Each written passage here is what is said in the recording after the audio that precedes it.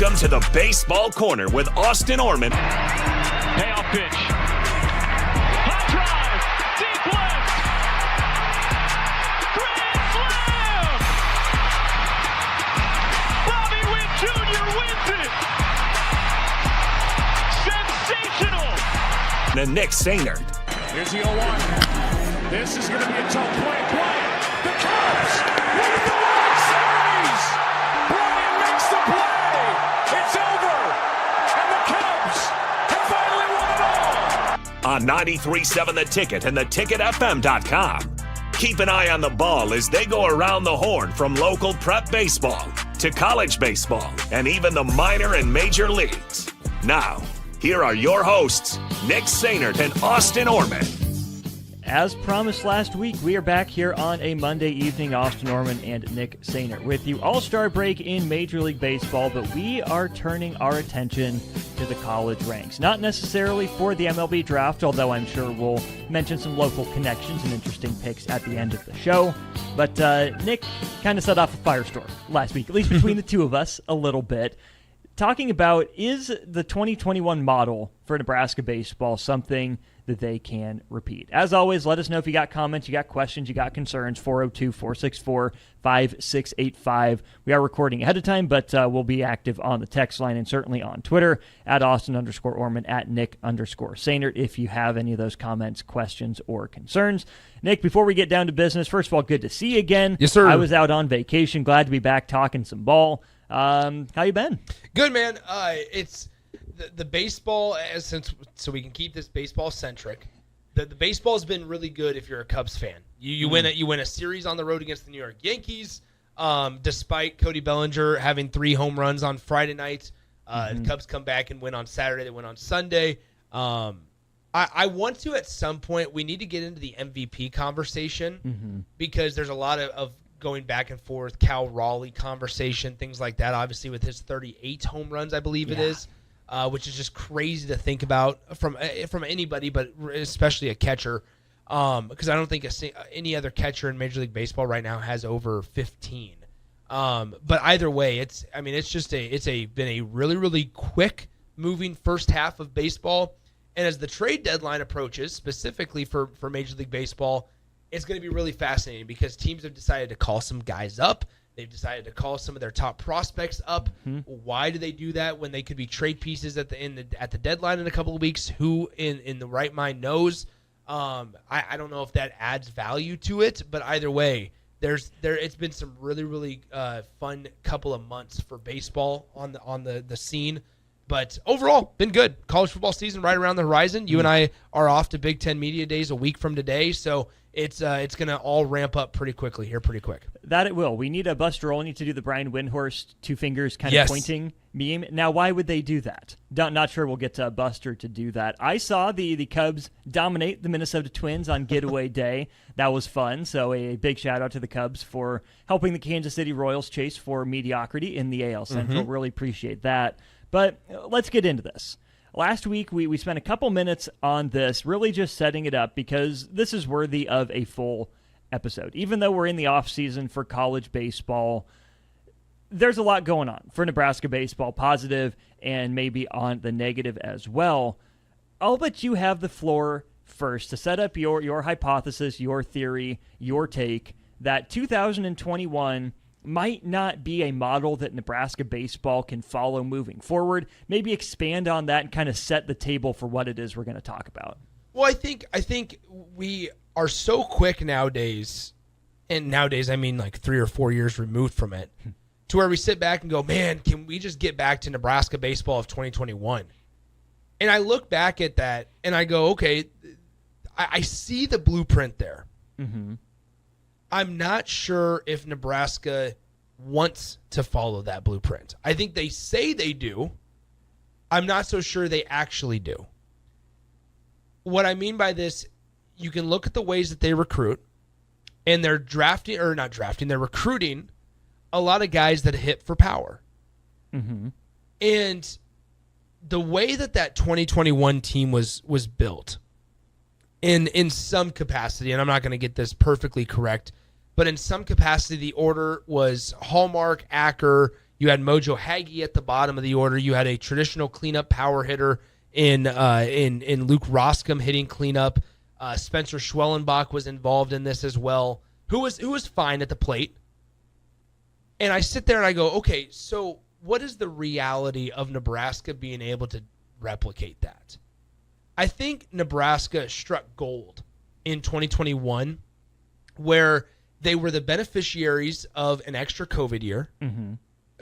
You were the beneficiary of a guy like, was Max Anderson was a true freshman. Him and Bryce Matthews. Mm-hmm. were in the same grade. And you sat there and go, okay, if it wasn't for COVID, Max Anderson's not on this team. Mm-hmm. If it wasn't for COVID, guys like Joe Acker wouldn't have been back. Jackson Hallmark, if I remember correctly, wouldn't have been back. And so you sat there, and you even had guys that had really good years as freshmen, like a Jack Stile that we forgot about. Who was a role guy. Who was a role Didn't play guy, a lot, but had his moments. but was needed in that roster. And then you also had what Nebraska hasn't had in the last 5 years, or even 10 years, other than in 2021, was a shutdown closer. And that was Spencer Schwellenbach, who is the ace for the Atlanta Braves right now. I just think that there were so many things that Nebraska struck gold on that I don't want to say got lucky, but ultimately they were able to, they were the beneficiaries of a lot of things outside of their control. And give them credit because they did put it together and they had a pretty successful year, took Arkansas to the brink of elimination. But I don't know if it's as easy to duplicate or replicate that as we think it is. Fair enough. When I heard you going into this, I thought you would go more the team construction route and not so much the confluence of factors. Because you're right? Acker and Hallmark would have been gone.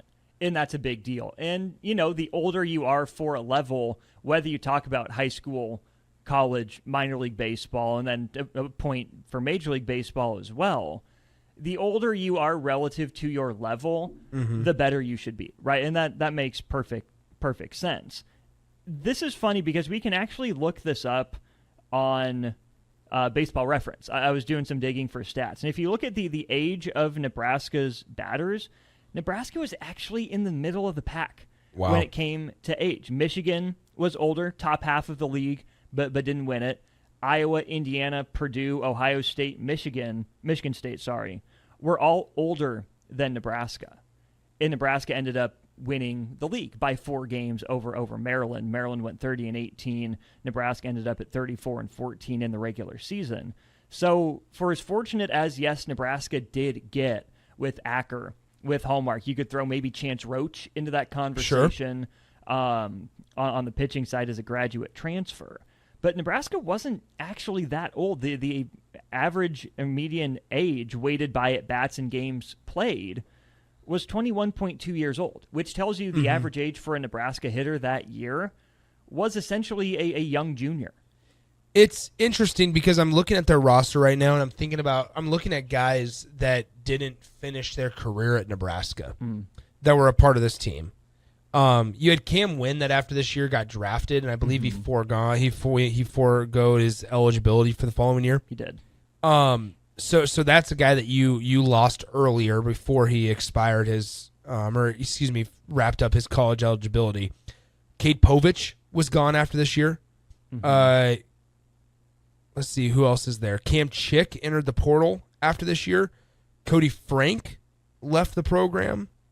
He was there in 22, but left after that. Yes, excuse me, thank you. There was one more. Who was the one that transferred Emmett Olson to? Got drafted. Who was the one that transferred to Arkansas? That was Cody Frank. Cody Frank went to Arkansas. But we can just go numerically here. Yeah. Schwellenbach drafted, Hallmark out of eligibility, Foster out of eligibility. Yep. Anderson drafted, Acker out of eligibility. Shanneman drafted eventually, but finished his career out at Nebraska. Ephraim Cervantes was just a bit guy. Leighton Banjoff played a decent role as a young guy, as a sophomore, transfer. Jack Stile, transfer. Braxton Bragg, transfer. Griffin Everett, down the line, expired his eligibility. Garrett Anglum really faded into the background. Luke Sartori played a role. He was gone eventually. Luke Roscom graduated. Jake Buns out of eligibility. Will Walsh was one of the rare guys from that team that stuck it out. Colby Gomes, right, ended up leaving the program at some point. So you look up and down the list for these guys that came back for Nebraska in 2022. I think the biggest issue is that Max and Bryce were really good, but they didn't have that same support system around them. And I think that's a feather in your cap, for your point, that Nebraska didn't reload, didn't replace with a bunch of veterans that could help a still young, growing core in Max Anderson and Bryce Matthews. They didn't have guys there to set the table for them. I agree with you there. I was looking up, as you were kind of talking about that, I was looking up some of the statistics of like Leighton Banjoff and Jack Style that Nebraska obviously missed out on and they had to deal without. I mean, Leighton Banjoff at Bowling Green was a 300 hitter. Jack Style at his time with North Dakota State was a guy that hit 279 last season for North Dakota State. 279 with 5 home runs and 29 RBIs. I think it was interesting because you look at this roster and sure, like Spencer Schwellenbach was the dude and stuff. But other than that, you just had a lot of guys that, when we talk roster construction, that just kind of did their job and didn't have to do anything crazy. They also weren't asked to hit 12 home runs or weren't asked to hit 15 bombs. Now, I think Nebraska is starting to construct their rosters to where, like, you need a Case Sanderson to be able to light up a ballpark a little bit. And that's where I just don't know if Nebraska's got the resources, and by resources I mean money, to be able to recruit and retain a guy long enough to where they can show the development piece of it. Okay. I just wonder at times, like, if Nebraska gets a guy that goes out and hits 15 home runs in a year at the Big Ten level, what's going to stop an SEC program from looking at him and going, we can make you a 20 home run hitter? Or, and I just don't know if there's enough pros to outweigh moving and, like, not being able to keep guys, if that makes sense. Yeah, no, I totally get what you're saying. For the purpose of this conversation, are we looking at Nebraska nationally, or are we looking at Nebraska in the Big Ten? Because Nebraska's always going to have those challenges nationally. Nebraska will always be outgunned by SEC-level resources, right? You think about even a Caden Brumbaugh, going to Oklahoma, right? Probably more resources there for baseball than at Nebraska. And I think that's always going to be part of the consideration. I think that's always going to be there. But let me just run down the lineup. That Brumbaugh situation is crazy. Yeah, it's weird. The batting order for Nebraska against Arkansas in the final game. So Max Anderson didn't start. We've talked a little bit about him, but that was the best player in the state of Nebraska that year. Should you have gotten him? Probably not, but you did. To your point, you got lucky, took advantage of circumstances. But if Nebraska can't get the best guy or the second best guy in the state, in the class, to be a contributor, that's a problem. That is an indictment on the program. But anyways, the starting lineup for Nebraska in the final game of the season, the final game of the Fayetteville Regional in 2021. Joe Acker, out of the state of Wisconsin, top 300 recruit, number 45 outfielder in the country. Okay, that's a pretty good get for Nebraska. He was a contributor for a couple years before that. Jackson Hallmark, Texas prep guy. We know the staff has connections to Texas, but Hallmark wasn't anything special coming out of high school. Decent prospect, but wasn't drafted ahead of time. Spencer Schwellenbach, right? Drafted by Cleveland in the 34th round. Not as high as he thought he could go, but out of the state of Michigan. Not exactly a prep talent hotbed necessarily. Luke Roscom, top 500 guy out of the state of Minnesota. Again, not a huge hotbed for talent. Griffin Everett, Nebraska prep guy out of the JUCO ranks. Okay. We know the staff likes that. Cam Chick out of Missouri, but again, not drafted before coming to Nebraska.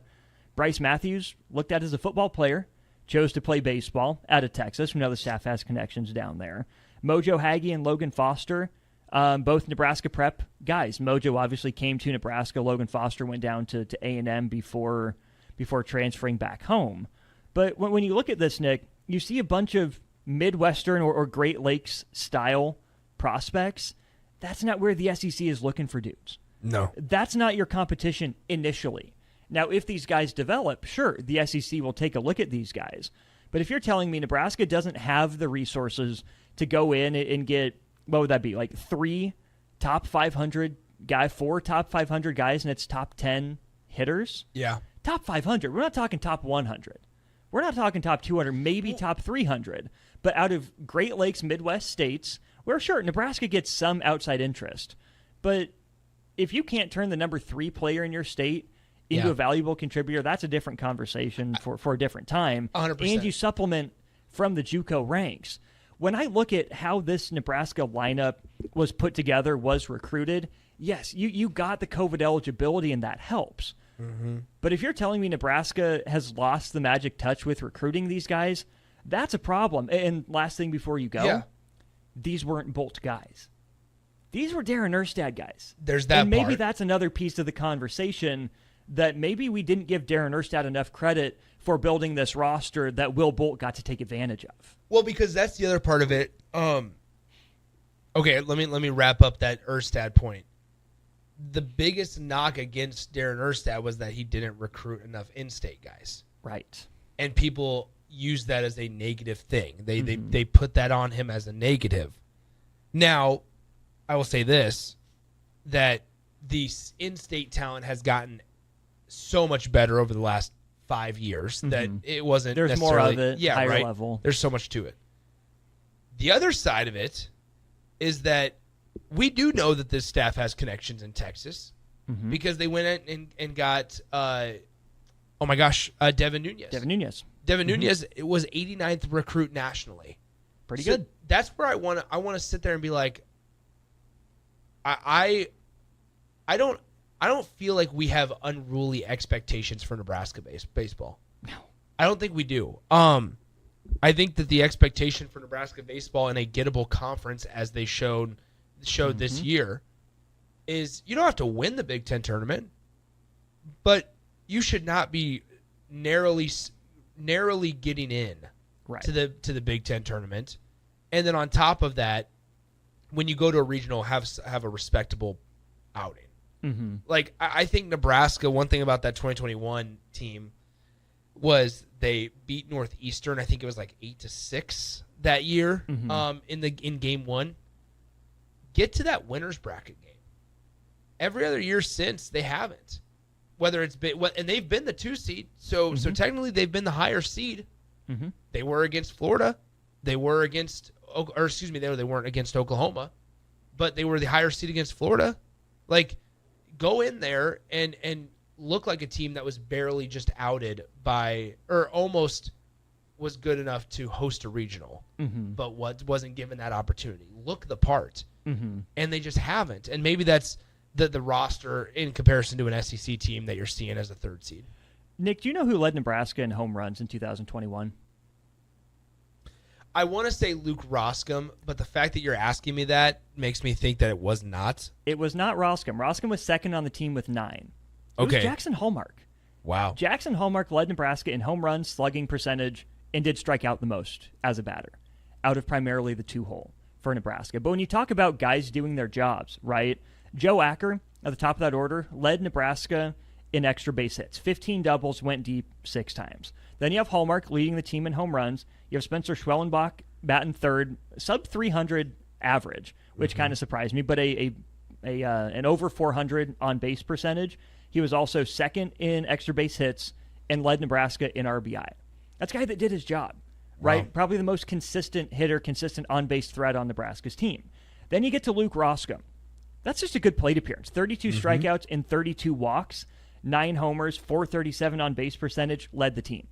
That is like an inassailable top 4 of the lineup. Then you get into the X factors. Griffin Everett had his moments as a hitter. Cam Chick, maybe the ultimate kind of boom or bust X factor for Nebraska in his time.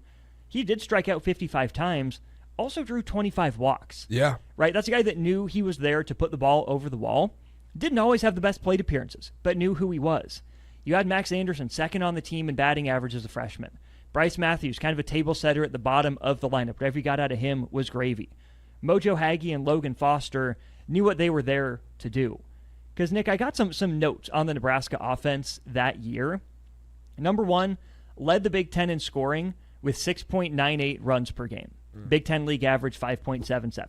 That was 40th best in the country. Also had the most hits in the Big Ten. Wow. They led the league, and this is where I wasn't surprised to hear this, but it needs to be said. Nebraska led the league in sacrifices.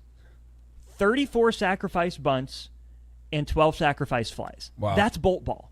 Yeah. Yeah, they hit home runs, but they ended up with, let me pull it up here one more time. Nebraska ends up with 59 home runs, third in the league. Beat Michigan by 1. They were one of 4 teams with 58 or more home runs. They trailed Maryland, they trailed Northwestern. But that offense was so balanced. It had the long ball from multiple spots in that lineup. And it had the guys that did the job, that knew who they were. The team batting average was 280.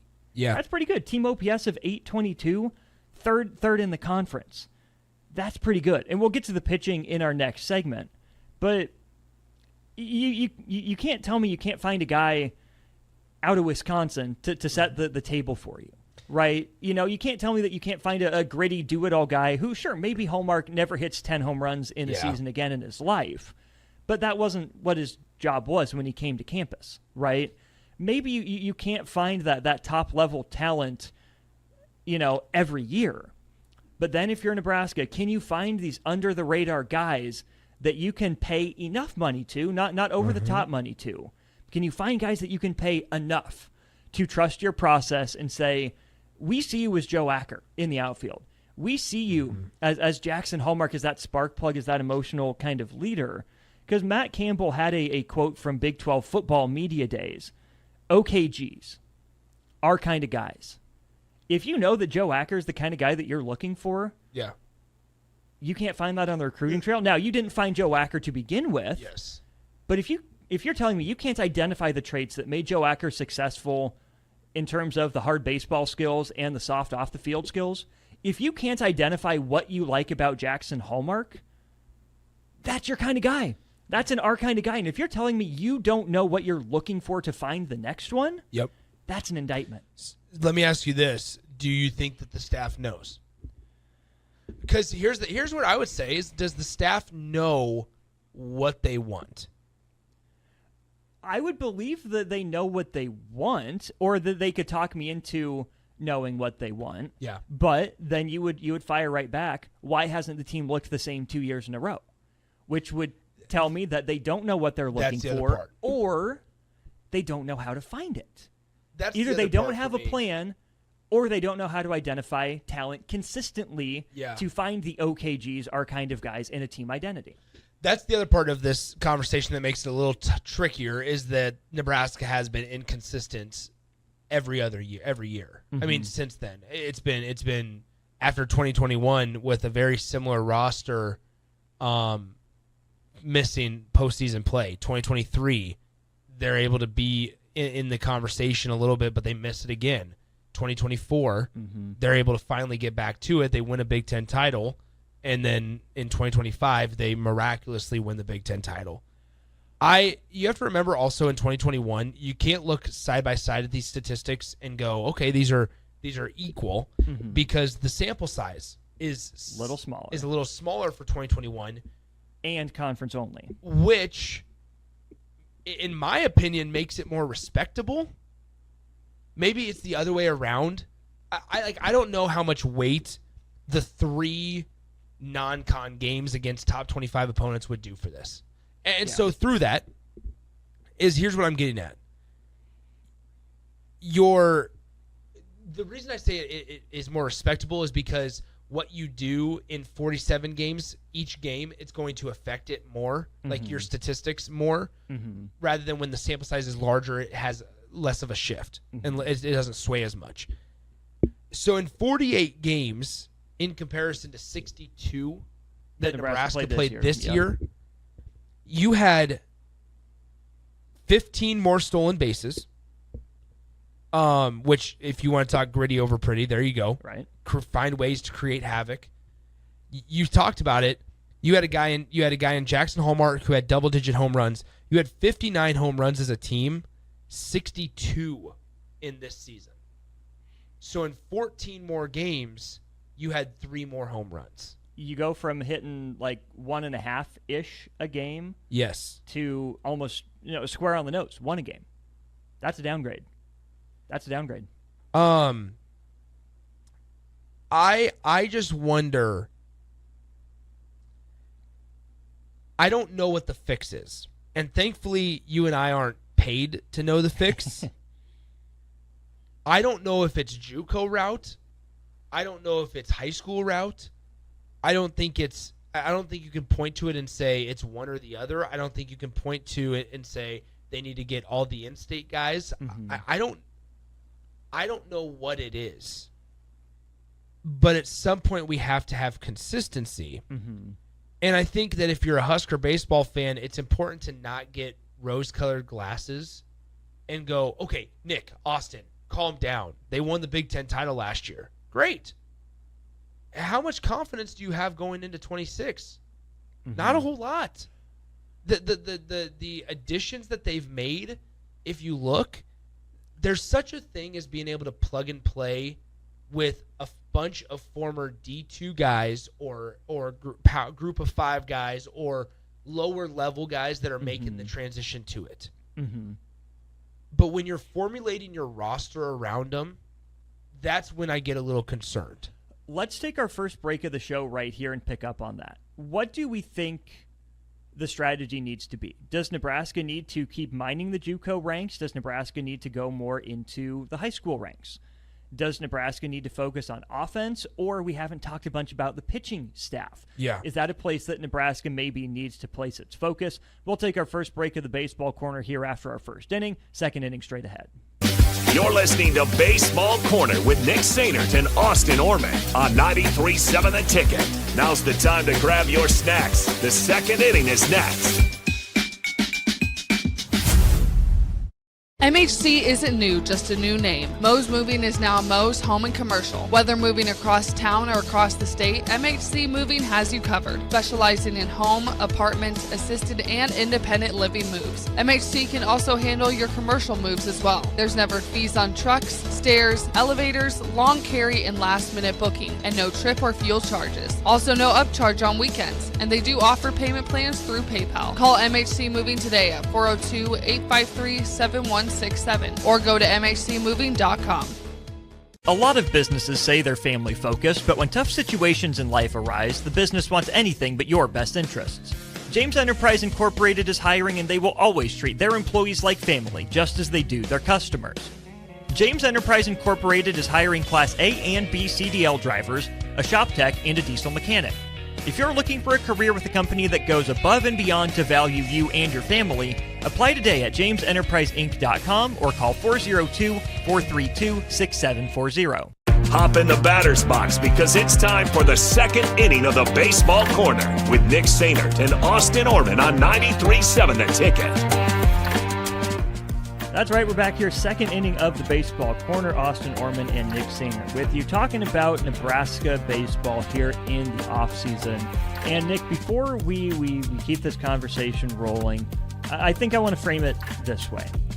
Is it more concerning to you if Nebraska can't get the guys it wants to campus, or if Nebraska can't identify the guys that it wants to get to campus? I think it's identify.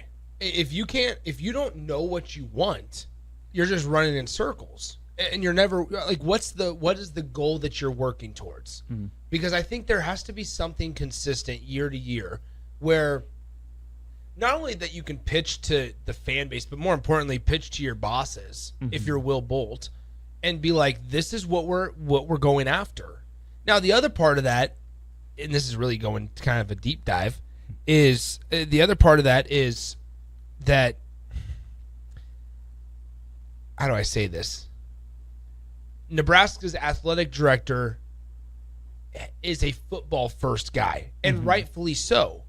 And we talked about this when Troy Dannon was hired, of that, how much on the back burner do sports like baseball and softball and the other Olympic sports how much do those get put on the back burner? Mm-hmm. And so when things get put on the back burner and they get forgotten about, then what happens is you start to get lackadaisical with expectations, and you get lazy with standards. And I don't think this is the case, but if any coaching staff, whether it's at Nebraska or whether it's at some Division II program, if you can't identify what you're working towards, or you can at least say it, but you can't act upon it, that's where you run into trouble, because then you're just going to be spinning your tires year after year hoping something sticks, because once something does bring you success, and this is where it's been puzzling, if something brings you success, okay, let's try to replicate that.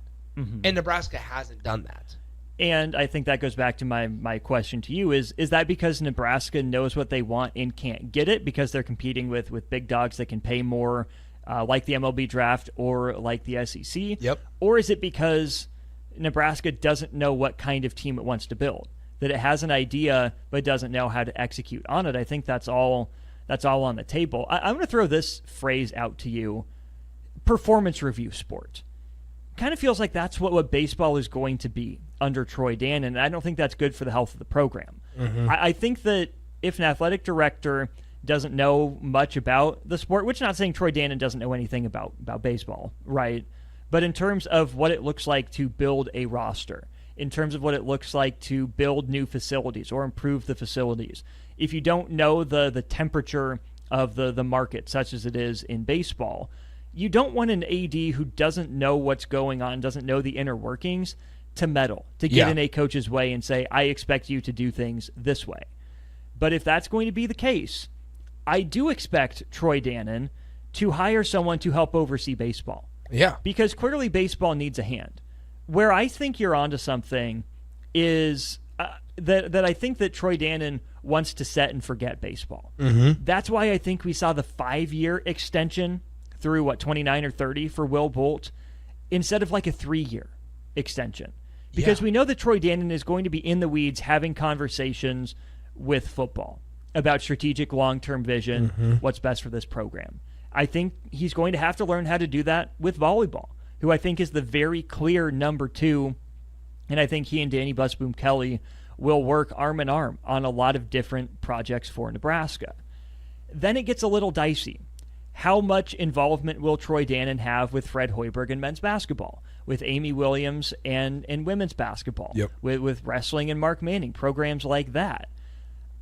Because there is a very real danger in allowing a program to float along in mediocrity when you only take the temperature of that sport once every 6 months.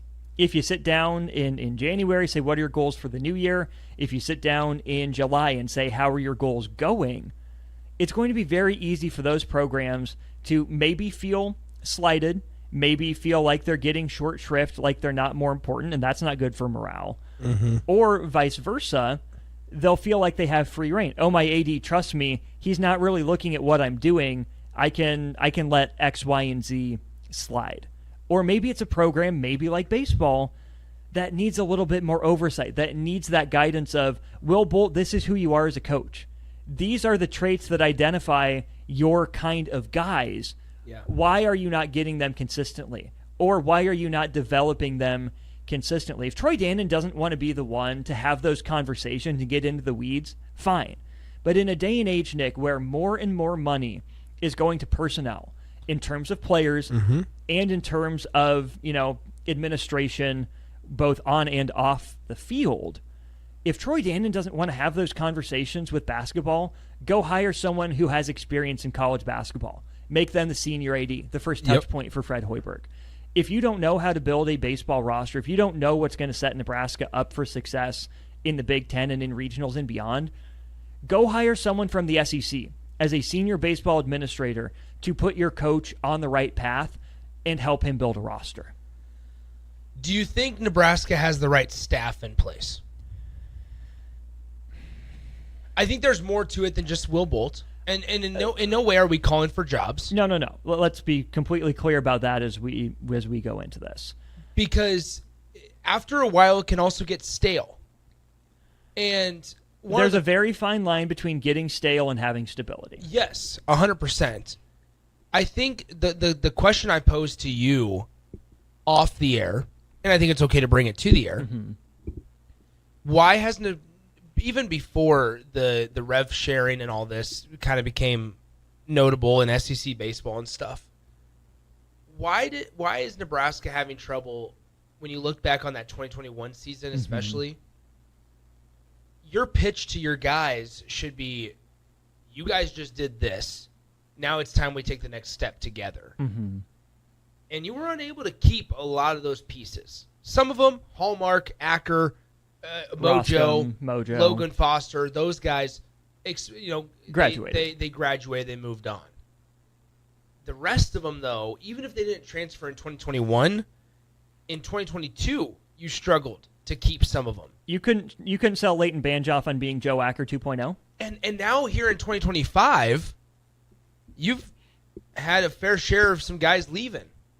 And notable guys. Caden Brumbaugh being the number one. Caden Brumbaugh just had a lights-out season in comparison to the rest of his career. And you weren't able to keep him from going to Oklahoma. And he was the best player on your team. You can't sell him on being the best player on your team? If he goes to a Tennessee or an Arkansas or somewhere like that makes this significant jump up, sure. But and yes, I get that he's from the state of Oklahoma. He's from a place called Edmond, Oklahoma. I get it.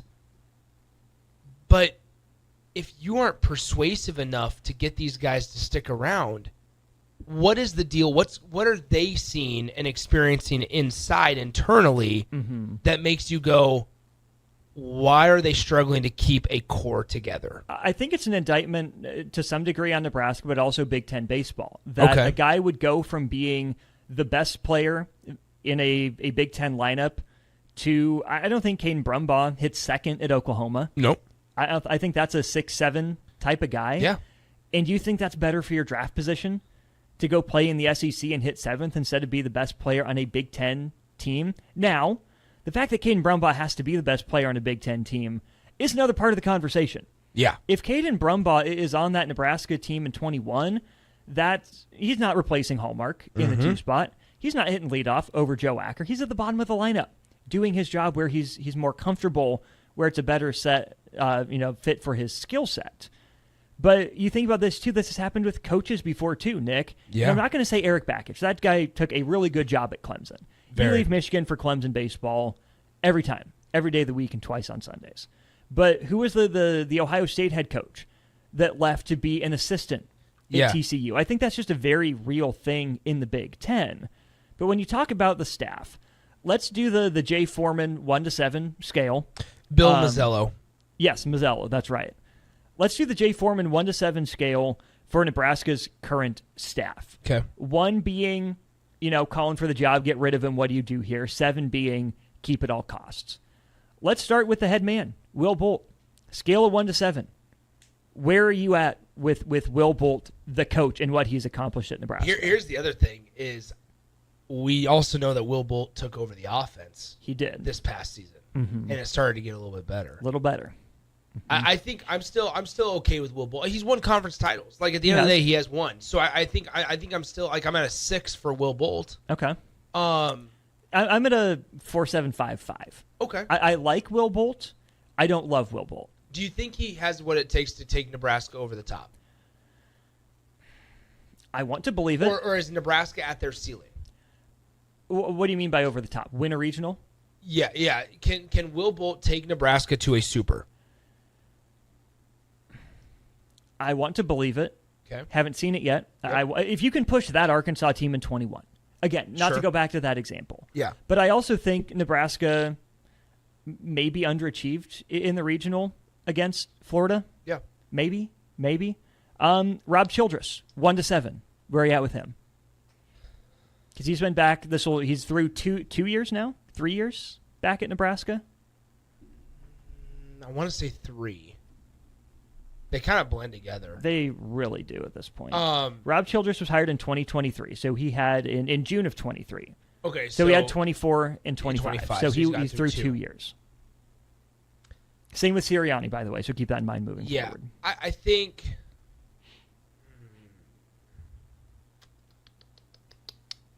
with Rob Childress, I wonder. There's a lot of advancements that have been made in the pitching world. Mm-hmm. There's been a lot of technological advancements. Does Nebraska have that technology? Does Nebraska have that? And is that a Nebraska issue or is that a Rob Childress issue? I think it's tough to answer some of these questions since we don't know. Let's go through maybe then the stats for Nebraska baseball in 2024-25. Yep. Mason McConaughey, injured, right? You can't put that necessarily on Rob Childress. Ty Horn, has he developed the way you thought? I would hope that we see that next year. He's going to be Nebraska's Friday night guy next year. Yes. Is that because he deserves it or because there is another guy taking that role? I would ask you the same about Mason McConaughey this last year. I would tend to say I think Mason McConaughey is fine as a Friday guy, best as a Saturday guy. I agree. And again, is that a knock on player development? Is that a knock on Rob Childress? Or is that a reality of the situation? That Nebraska, that's the best they can do, is that their Friday guy is a Saturday or Sunday guy in the SEC. I think that's a valid piece of the conversation. To put a number on it, I'm at a 3.5 on Rob Childress. Okay. I don't think he's been the problem. I don't know if he's been the solution Husker fans were hoping for. Nebraska's pitching is not a national level strength that can push them through a regional. And it feels like with a Will Walsh, with a Jackson Brockett, being upperclassmen like that, I don't know if Rob Childress is getting the most out of them and that's all they are, or if they should be further along this far in their careers. Nebraska's frontline guys as well. They're good. Are they always elite? Yeah. I don't know. And then we can talk about the bullpen, right? Nebraska hasn't had that shutdown bullpen in years, or even the go-to guy. Casey Dice wasn't that. You can argue Luke Broderick was, and I won't necessarily fight you on it. But you didn't find bridge guys. You haven't found midweek guys for feels like decades, but it's only been those 5 years. So again, I don't know how much of that is Childress's fault in recruiting, in terms of development, in terms of technology they have or don't have. But I certainly expected more out of Nebraska pitching under Rob Childress, and I think we've seen these last 2 years. I'm looking at some of the I'm doing some deep dives on some other stuff that I want to mention. I just think that with Rob, it's not a matter for me of if he still has it. I just wonder if the resources are there. Like I genuinely, and this is such a weird conversation for us to have at a place like Nebraska, because when we have the resource conversation, it's usually that Nebraska has everything they need. Right. We've been outspoken that facilities need an upgrade. And I was getting them. Nebraska's not. I'm really disappointed that we haven't heard of anything coming down the road. Even like what they hope to eventually have. Yeah. And which goes back to the performance review sport. Yeah, it does. And so I just wonder, like, you can't go back to Alex Gordon and be like, hey, Gordo, we love your indoor spot. We just need something a little bit better. Can you help us out? And you can't do that. Like, I just think that ultimately you need something to invigorate this fan base. And right now, the only way that you can do that is, I think, if you win a regional. And it seems so strange. Or, I mean, what if for the next 3 years, neither you and I would put any hard-earned American currency on this, so please do not follow our advice. But let's say Nebraska wins 39-plus regular season games the next 3 years. But then gets bounced in a regional? They go 500 in a regional. But so they go 2-2 though. Yeah, if they go 2-2. But then don't you think by year 3 you're sitting there going, okay, is this the ceiling? But this program hasn't done that. And if you can just show that you can reach a next level and stay there for a few years, I've had this conversation about Nebraska basketball multiple times. I think it applies to baseball too. If 2021 is the pie in the sky year and you're not going to win a regional, if that's Nebraska's ceiling, I'm okay with that for 5 years because you're consistently in regionals and you're pushing yourself. But then, you have to build up that talent base to where your baseline moves up. Because if Nebraska's bottom baseline is scrapping, fighting, and clawing just to get into the Big Ten tournament, I don't think that's healthy. I think there's more on the table for this program. But where it is showing me it is right now is that it needs to be able to win 35-plus regular season games for 3, 4, 5 years in a row. Once they do that, okay, you did that. Now here's the next step. Because I have to constantly remind myself, progress is not linear. You want it to be. No. But take Nebraska football as well. This is a program that hasn't won 6 games in back-to-back years since Bo Pelini was here. So yes, you want Nebraska football to take that quote-unquote next step and go win 8, 9 games. But Nebraska also hasn't won 6 games in back-to-back years in a long time. So it wouldn't be as big a step forward as you would like, but you still have to prove that the floor is the floor. Nebraska basketball, first time since the freaking 90s, they won 20 games in back-to-back years. Now, you like it in the regular season, absolutely. But this program doesn't make back-to-back postseason. So the fact that they did that, no matter how disappointing you think the 6-game and 5-game losing streaks were in the regular season, they're building out the floor, that they can be trusted to, at the bare minimum, accomplish that. Now, 5 years of this bare minimum, it gets old by year 4, year 5, and you're ready to take the next step. Yeah. And that's where I'm at with Nebraska baseball. They have not proven enough in the regular season consistently under Will Bolt for me to say the program needs a super regional appearance to be energized. So you think, before I know we're up against the break, so you are saying that Nebraska just needs to find their floor? I think Nebraska has proven it can't hang with the SEC right now. Okay. I think that SEC teams seated around Nebraska in regionals have mopped the floor with Nebraska in Florida and Oklahoma. And maybe that's the measuring stick that Nebraska needs, right? Sure. But I think maybe that's down the line, right? Sure, you want to be competitive with them. But the way you put yourself in that conversation more often is to, like you just said, find that floor, be a consistent regular season powerhouse to make sure you're at least in that tournament conversation at the end of every season. Sure. Like, I thought this year was unacceptable. I mean, granted, you won the Big Ten tournament. Sure. But the regular season should not have been that up and down. It was unacceptable. Mike Sirianni is the next coach I want to talk about. Maybe we could talk about him in the next segment. Yeah, let's hit our third inning here of Baseball Corner. Sirianni and Harvell left to talk about as we talk about the past, present, and really the future of Nebraska baseball. He's Nick, I'm Austin. We're wrapping up Baseball Corner in the third inning right after this. You're listening to the Baseball Corner with Nick Sainert and Austin Orman on 93.7 The Ticket. It's time for the second inning stretch. Get out of your seat, stretch, and get ready for the third inning. Big box stores are tempting for buying equipment for your high schooler in sports or for yourself in your sports leisures. But buying new is awfully expensive. Why not go somewhere with new and used options? Play It Again Sports has quality, slightly to gently used equipment, and 50% of their inventory is actually new equipment. And it's more than baseball, softball, and golf. They also have equipment for disc golf, fitness, hockey, and more. Plus, they're always buying products. Bring your gear you're done with and get trade money on the spot. Play It Again Sports at 48th and Vine. Have you been injured in an accident and don't know where to turn? You need an attorney you can trust to handle your case with professionalism and compassion. The attorneys at Liberty Law Group understand that a call to an attorney is a call for help. If you've been injured, we want to help you. Liberty Law's experienced attorneys are committed to the pursuit of justice for those injured. Call Liberty Law and find out how we can help you get the compensation you deserve. Call 877-42-LIBERTY. Call the trial attorneys you can trust. 877-42-LIBERTY. Grab your glove and hit the dirt. It's time for the third inning of the Baseball Corner with Nick Sainert and Austin Orman on 93.7 The Ticket. That's right, we're here in the third inning of the Baseball Corner. For those of you keeping track at home, we do not play 9, we play shortened games. We have 3 segments of our show, so we do call them the first, second, and third innings. Austin Orman, Nick Sainert with you here. Nick, you want to get the ball rolling here with the assistant coach conversation? We got Sirianni and Harvell left. Yeah, I think let's go ahead and go with Sirianni first, just because I think we're going to be able to talk about him a little quicker. Sirianni, 2 years, obviously, just finished up his second year, came from Wichita State.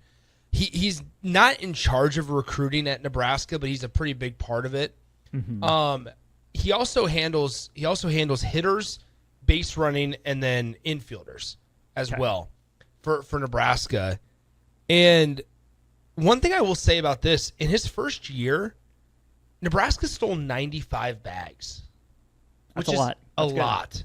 A lot. And it's a really good number for a place like Nebraska. Which, by the way, 95 steals in a single season only ranks you 36th in the country, which is kind of crazy to think College about. baseball's a different game, man. But you also had Riley Silva at the time in 2024, who was leading the nation in sacrifice bunts. And he also was like top 20 in the country with stolen bases. That was a massive part that we talked about a lot this season that was just missing. Nebraska's activity on the base paths was just not there. Nebraska was 55 of 83 this year. Yeah, it's just not there. And so I thought that was the thing that was missing. I'm a big fan of Sirianni. I like Mike Sirianni a lot. I like what he's brought to Nebraska for the first 2 seasons. And from what we hear is like he's the next dude to make that step up, which then brings us to Lance Harvell. Yeah. And I know we only have a couple of minutes here. I think there's a dichotomy on how those two guys are viewed within the walls. I agree. I think so too. And I think the way that I'm looking at this, once again, we preface this entire conversation with we're not calling for jobs. And I think there's a lot of positives to Lance Harvell on staff. We've seen him. Now, I think on top of it, though, is when you are an assistant coach in a place like Nebraska to where there are eyeballs and you have had success, you look at it, I think if you're an assistant coach, as this is a place where I can kind of have another notch on the ladder. I can take a step and maybe I can get an SEC assistant job, or maybe I can get a Big 12 job, or maybe I can get a group of 5 head coaching job. And the fact that it's just kind of been not neutral, but we haven't even heard rumblings of it. I overthink things, and I'll be the first to admit that I overthink and I think way too much into things. And I wonder why we haven't heard Lance Harvell's name floated around for other opportunities. That's what the goal should be. That's a feather in Nebraska's cap. That's a feather in Will Bolt's cap. It allows you to bring somebody else in and say, hey, look where we sent off this assistant. But to this point, none of Will Bolt's assistants have been hired away. And he's been a head coach for long enough now to where there's a large enough sample size. You fired Ted Silva. The coach Marcuzzo, that was he was a guy that wasn't paid, right? Because you had to. There was the rule that came in through ahead of 2024 that was like, hey, they can have unlimited paid assistants. And then you have Lance Harvell, who's been with Will Bolt ever since he got to Nebraska. And I just wonder, why haven't we heard rumblings of these guys wanting a new opportunity? Whether that's at somewhere bigger, smaller, neutral, linear, wherever it is. It's just been very, very quiet on that front, which, yes, can be a good thing if things are going well. If it's going well. But then if things are going well, you start to hear those rumblings. Yes, and it hasn't gone consistent. And it's not just about the results on the field. Exactly. That's a big part of it, right? That's what we can see. That's what we can measure a little bit more consistently, albeit not perfectly. Yep. But these schools that are looking to hire are having more conversations than, oh, was Nebraska good? This coach must be good. I think it's philosophy. I think that's a part of it. I think a lot of it's philosophy. Let's bring this full circle. Does Nebraska know what its philosophy is? There you go. Why is that? Yes, it starts with the head coach. Yes, the athletic director helps set that. But your assistants are the one who help live that out day to day. You mentioned Will Bolt got more involved with the offense toward the end of the year. Yeah. Nick, who did Will Bolt take offensive responsibilities from? It was Lance Harvell. It was Lance Harvell. I think that's striking. And I think the other way to frame this conversation is that we want to think of Nebraska as a powerhouse in the Big Ten. Clearly they're not. And, consistently, right, they're up and down in the Big Ten. And if you're up and down in the Big Ten, you're not getting taken that seriously on the national stage. You mentioned this with the players. We'll mention this with the coaches as well. Nebraska needs to find ways to retain top talent, but maybe Nebraska's a feeder program. Maybe Nebraska is having to follow the Northwestern basketball model under Chris Collins, but Collins has an identity there. But the same thing can go for coaches. You look at Nebraska volleyball. How many assistants has John Cook lost throughout the years? A bunch of them. But who has he kept? He's kept Lindsey Peterson, director of ops, in a really key position. Who isn't a volleyball coach, but played, but knows the game, that players talk to, that players relate to. The mark of a program, I think, in Nebraska baseball's position is it's going to be a feeder school.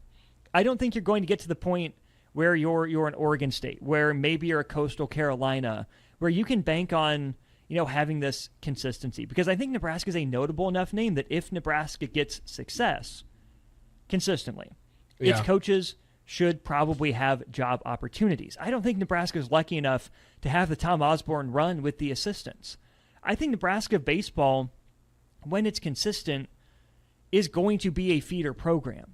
And that's going to be healthy. It's going to be unfortunate, but the mark of a good head coach that knows what he's doing, confident in what he's looking for, you reload, you replace, and you don't skip a beat. Yeah. It's not you go one for one, like for like, but you know what your quote-unquote our kind of guys is that we reference again, and you can go find another one that brings some fresh ideas but fits your identity and fits your philosophy. And I don't think, I do think the lack of movement of Nebraska's coaches is people on the outside telling you guys are just okay. It's fascinating. This is my last kind of thought on this. It's fascinating because I'm looking at Huskers' bio and things like that for Lance Harvell, Mike Sirianni. It says Lance Harvell enters his sixth season as an assistant coach at Nebraska, having joined the staff in 2019. Harvell coaches outfielders while also serving as the Huskers' first base coach and recruiting coordinator. Does not mention anything about hitters. On Mike Sirianni, his page talks about specifically coaching hitters. Yeah. There's a little bit to that, but then it also dives into all of Nebraska's offensive stats. So at one point, there was that conversation. There was also something that went under the radar here. Nebraska switched what sides coaches were coaching on at this season. Harvell moved from third base coach to first base. Sirianni moved from first base to third base, while Will Bolt obviously is in the dugout. Those little things we never got answers on, but I am just fascinated at why. What was it that Will Bolt thought, okay, we need to change something up? And it could be something so minute and so small that it doesn't even matter. But it also could mean something else. But eventually you get enough puzzle pieces, you start to put one together. Exactly. Eventually they're not just free-floating. So exactly. And the other part of this is Lance Harvell is your recruitment coordinator. He is your recruiting coordinator. Everywhere, as we know, dude. Mike Sirianni, everywhere he has been before Nebraska, he had been their recruiting coordinator. Lance Harvell was the Sam Houston Bearcats recruiting coordinator, was listed as the number one or the best recruiter in the conference, in the Southland Conference back before he came to Nebraska. We know there's history there. We know that there is obviously Lance Harvell's alma mater is A&M as well, Texas A&M. So you have those connections. But whatever is going on, whatever the case is, it just once again, it's Jekyll and Hyde at times, because you sit there and say we want our coaches to stick around and we want them to have stability. On the other side, though, is if other places aren't poking around going, hey, what's Nebraska got over here?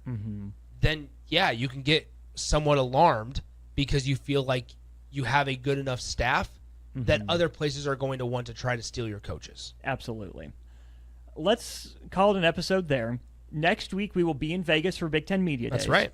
I'm hoping we can find a way to do an episode because I think that's where we could talk about MLB draft. Yeah. Mason McConaughey got drafted in the 4th round by the Texas Rangers.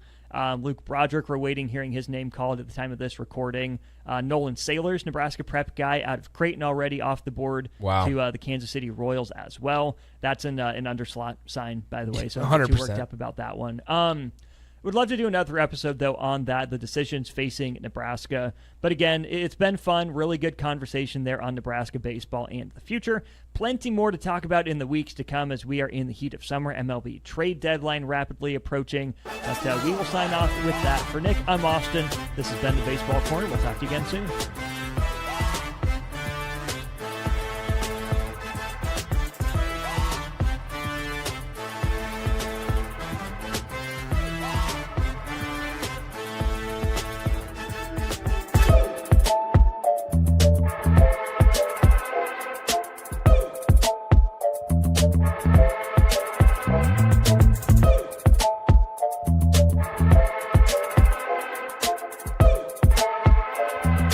Network.